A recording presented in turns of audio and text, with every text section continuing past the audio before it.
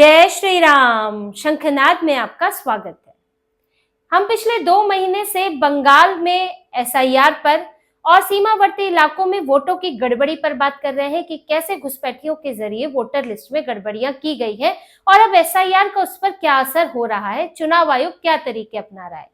लेकिन अब जब एसआईआर लगभग अंतिम चरण में है तो आज मैं आपके लिए एक डेटा लेकर आई हूं, एक ऐसा डेटा जो इन सब बातों की, जो सब आरोप लगते हैं, जो अभी चीजें सामने आई, गड़बड़ियों की कोशिशें हुई, वो डेटा उनकी पुष्टि करता है। ये आंकड़े चुनाव आयोग के आंकड़े हैं, शुरुआती आंकड़े हैं। जो दिखाऊंगी वो आगे जाकर और ज्यादा बढ़ सकता है, लेकिन इसे ध्यान से देखना बहुत जरूरी है क्योंकि आंकड़े जो थ्योरी होती है, जो आरोप होते हैं, वो उसके सबूत के तौर पर होते हैं और ये आंकड़े दिखाते हैं कि अभी तक जो इन इलाकों के बारे में कहा जा रहा था, जो देखा जा रहा था, वो जमीनी तौर पर कितना सच है।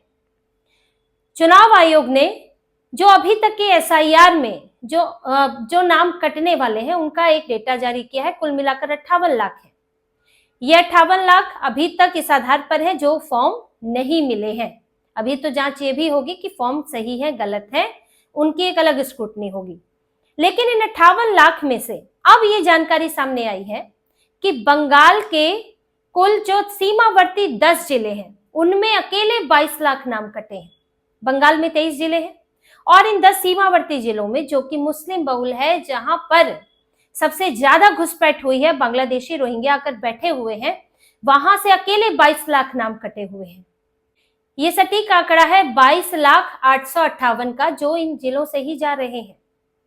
और ये आंकड़ा और बढ़ सकता है इसीलिए क्योंकि ये जो आधार है, इसका आधार है जिनकी मृत्यु हो चुकी है, जो यहाँ पर जिनके डुप्लीकेट थे और या फिर जो पाए नहीं गए, अज्ञात थे, फॉर्म गया लेकिन वापस नहीं आया। लेकिन जो भी गड़बड़ियां की गई हैं, एक का नाम पिता, एक का नाम कईयों के पिता के तौर पर दर्ज है, पिता पुत्र की उम्र में मात्र 15 साल का अंतर है, यहाँ तक कि दादा तक पोते से छोटा है। ऐसे जब नामों की अभी 85 लाख ऐसे फॉर्म है जिनकी जांच हो रही है, तो गड़बड़ियां ज्यादातर इन्हीं इलाकों में पाई जाएंगी, तो इसीलिए ये आंकड़ा और ज्यादा बढ़ने वाला है। अब आप एक ये डेटा देखिए कि कुल मिलाकर बंगाल में 7,66,00,000 मतदाता है। अब होने को तो इन 13 जिलों में ज्यादा होने चाहिए थे, लेकिन इन 13 जिलों में कम है। 10 जिले जो सीमावर्ती है वहां पर 3,96,00,000 मतदाता है, लगभग 4 करोड़। तो बचे हुए इलाके में कितने हुए? लगभग 3.5 करोड़। यानी कि 10 जिलों में 4 करोड़ मतदाता है और 13 जिलों में 3.5 करोड़ मतदाता है। और ये 10 जिले कौन है? सीमावर्ती मुस्लिम बहुल घुसपैठिए वाले इलाके हैं। तो यहाँ पर साफ ये आंकड़ा बताता है कि ये सीमावर्ती इलाकों में जितनी तेजी से वोटर्स बढ़े हैं उतनी ज्यादा यहाँ पर गड़बड़ियां हैं और इसीलिए इन इलाकों से सबसे ज्यादा वोटर्स कट रहे हैं और आगे भी ये संख्या बढ़ने वाली है। जैसे कि दक्षिण 24 परगना में 85 लाख मतदाता है अकेले इस इलाके में और यहाँ से 8 लाख मतदाता कट रहे हैं। इतने ज्यादा किसी और इलाके से नहीं कटे हैं। और यहीं पे डायमंड हार्बर है जहां से अभिषेक बनर्जी लाखों लाख के अंतर से जीते थे, गढ़ माना जाता है, और यहाँ से 1,63,000 वोट कटे हैं। ऐसे ही मुर्शिदाबाद 2,78,000 वोट कटे हैं। उत्तर 24 परगना लगभग 2.5 लाख वोट कटे हैं और मालदा में 2,01,000 वोट कटे हैं। लाखों से नीचे इनके आंकड़े ही नहीं है। इतने ज्यादा वोट यहाँ पर कट रहे हैं और ये भी 24 सपाट अंतर से दिख रहा है। ये पूरे 10 जिले हैं। इन 10 जिलों का आप डेटा देखिए। उत्तर 24 परगना, जैसे मैंने अभी बताया, कुल है 83,681 मतदाता और जो कटने वाले हैं वो है 2,45,840, लगभग 2.5 लाख के करीब। मुर्शिदाबाद में है 57,64,085 मतदाता, जिसमें से कटने वाले हैं 2,78,000 और मालदा में है 31,99,000 मतदाता, जिसमें से नाम कटेगा 2,01,000 का। अब ये बहुत बड़ा आंकड़ा इसमें है।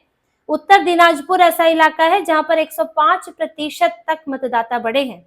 अब यहाँ पर 23,19,000 मतदाता हैं और इसमें कटने वाले हैं 1,70,000। नादिया में 44,18,000 मतदाता है, कटने वाले हैं 68,280।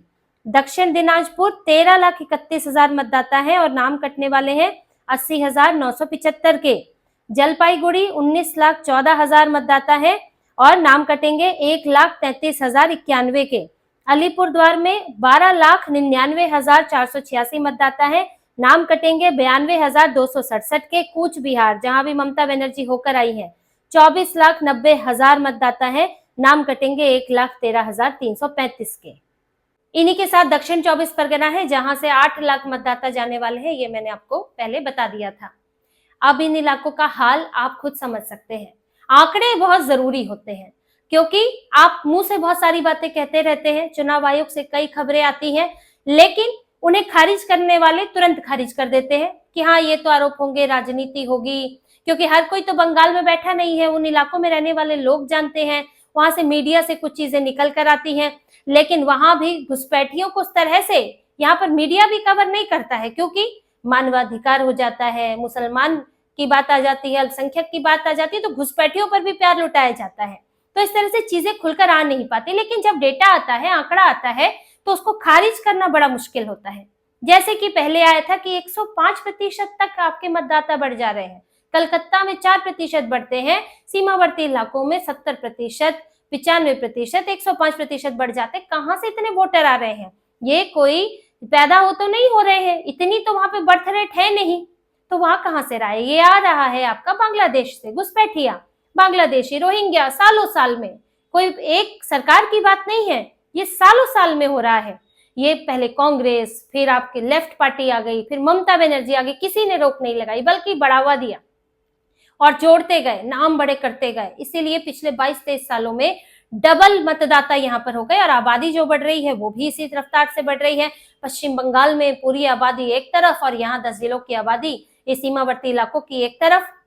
तो गड़बड़ तो बहुत ज्यादा बड़ी चल रही है, और अब भी करने की कोशिश की गई, फर्जी तरीके से फॉर्म भरने की कोशिश की गई है कि कैसे भी नाम आ जाए, और बीएलओ पर इतना दबाव कि कई बीएलओ, हो संभव है कि दबाव में उन्होंने गलत फॉर्म भी चढ़ा दिए हो, उनकी नजर में कुछ त्रुटियां भी हो सकती हैं, लेकिन कई बार ये दबाव जिस तरह से था, मारने की धमकी, घर में जाकर धमकियां दे रहे हैं, फोन पर धमकियां दे रहे हैं, तो बीएलओ क्या सोचेगा, जान बचाऊं, मैं अपलोड कर देता हूं, बाद में नाम कटेगा तो कटेगा, कम से कम मेरे सिर पर तो नहीं आएगा, मैं तो, मेरी जान तो बचेगी कि मैंने तो भाई अपलोड कर दिया था, आगे आप जाने।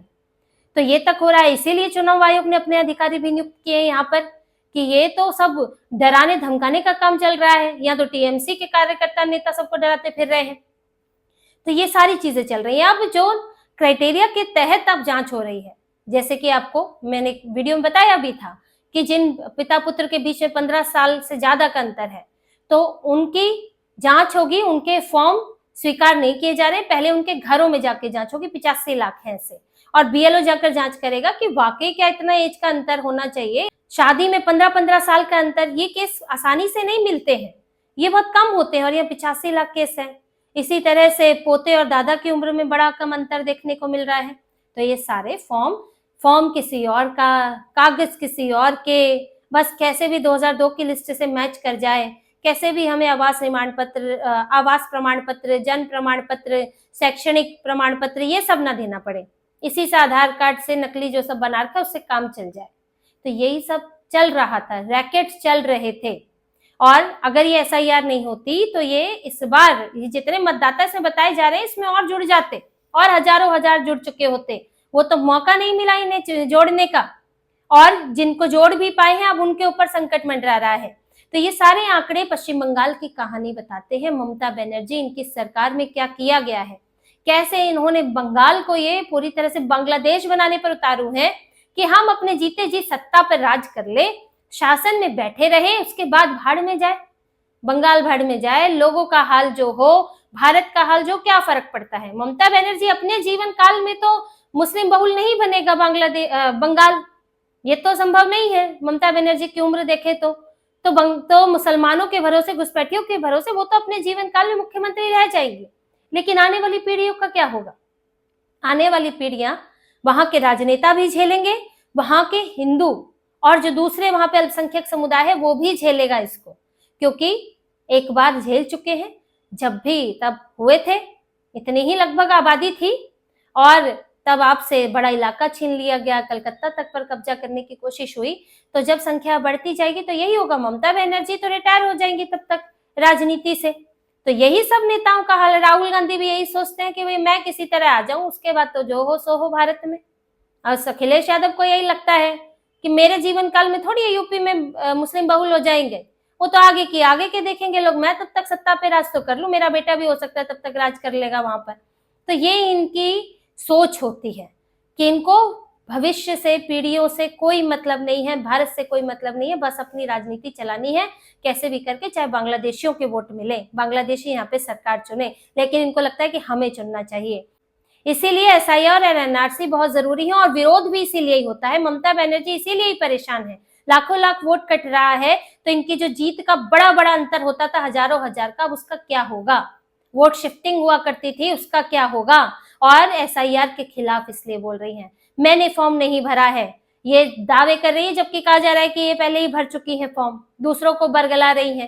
तो ये सब चल रहा है, ममता बनर्जी की परेशानियां इन चीजों से बढ़ती जा रही है जैसे जैसे आंकड़ा आ रहा है। और सिर्फ बात घटने की नहीं है कि इनके वोटर घट जाएंगे, बात यह है कि बंगाल के लोगों को भी आंखें खोलनी चाहिए, और खोल रही है कई लोगों की आंखें कि पश्चिम बंगाल के अंदर हो क्या रहा था।